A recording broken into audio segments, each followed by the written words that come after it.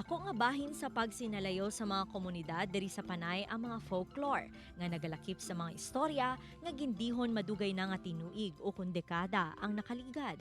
Isa sa mga ini ang istorya ni Olaira sa Antique. Gindihon sa nagtaliwan na nga radio personality nga si Russell Tordesillas.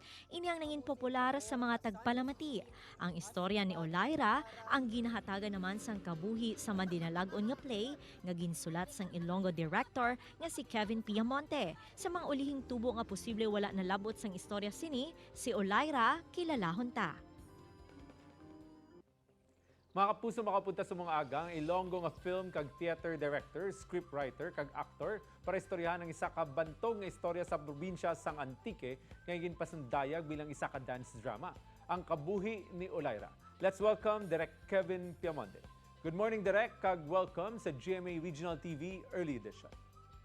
Maayong aga, attorney, kag maayong aga sa aton tanan nga mga kapuso nga nagapamati dira ang nagalantaw sa inyong programa. Una-una, Direk, gusto ta may buluan. Sino balay ni si Olaira?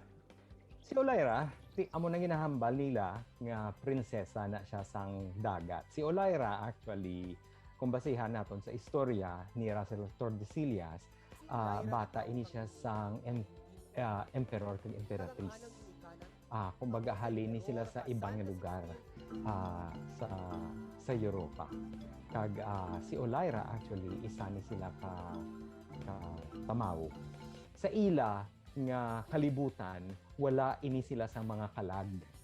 So kumbaga ang matabo kung mapatay sila wala na. Kay ang ilang premise nga kung diri siya sa ato nga kalibutan magsinilayo basi pa lang makakilala siya sang isa ka mortal. So amo ning magsugod sang kumbaga makahatag sang kalag sa ila nga kalibutan. So kumbaga magka afterlife na sila. So nagikan sa script sa radio drama, paano nyo inigin transform sa isa ka play? Okay, attorney amo ni siya. Ang Olaira actually nga material gin nga radio drama or radio script gin-donate ini siya ni Russell Tordesillas sa UP Visayas. Si Dr. Zoilo Andrada kag si Professor Milay Legislador istorya nila ako parte sini kag gin mangkot nila ako kung interesado bala ako nga obrahon ini nga isa ka theater production. Direk, we've learned nga sa inyo play, may mga twist ka mga gindugang. Kung ikumparar ta sa original, ano ang mga ini? Well, kasi pag bago kami mag-mount sa production, nag-research kami anay sa Antique, nag-istorya kami sa isa ka bata ni Russell Tordesillas, nag-istorya kami sa mga tao dito.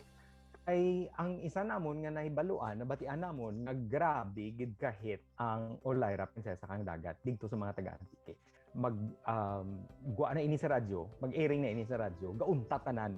Amo gina siya ka super hit. Tugapati gid sila nga si Olaira hindi lang niya nga gindihon ni Russell Tordesillas kundi iya tuod gid si Olaira nga nagapangabuhi gid si Olaira paupod sa ila. I thought nga, other than just presenting Olaira as it was presented before, kaya familiar na mga tao sa parte sa Olaira, dugangan ko siya, i-layer ko siya. So what if i-capture ko ni ang essence sa mga tao, ang mga Antiqueños for instance, na nagkapatig na tuon si Olaira.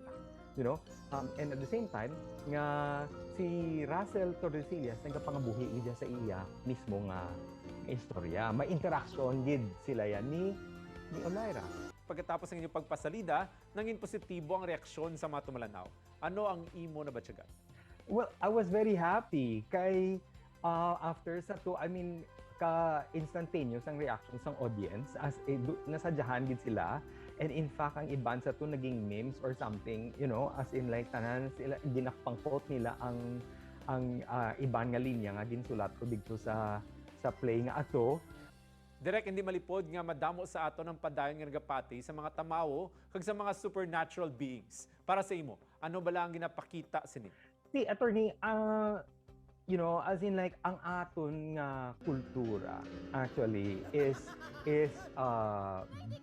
I would say wonderful merging of of realities and folklores and myths. Ang istorya ni Olaira nagapakita sang manggarano naton nga literatura diri sa Panay. Ano ang mga dapat tahimuon para hindi man ini malipatan sa mga masunod nga henerasyon? Po, i-document naton ini tanan. Kag bug nami gitani nga may libro. You know, I think recently do may libro man sila sa Antique. I don't know kung finally may ginsulat na gid man sila ginsulat na gid man sila nga libro nga parte sa kay Olaira. Even for books for children para at least masin sa kabataan pa lang alone, I mean, aware na sila. Sulat naton ini, butang naton sa isa ka libro para nga forever, as in like ara na lang gid na sila, and people will also have being part of these stories nga part sang aton nga literature. Direk Kevin Pemonte, madaming salamat sa tion ginahatag mo sa amon. Sa liwat, mayong aga. Mang-aga gid, attorney. Dugang nga impormasyon kag good vibes sa pagbalik sang GMA Regional TV Early Edition. Ini ang GMA Regional TV Early Edition.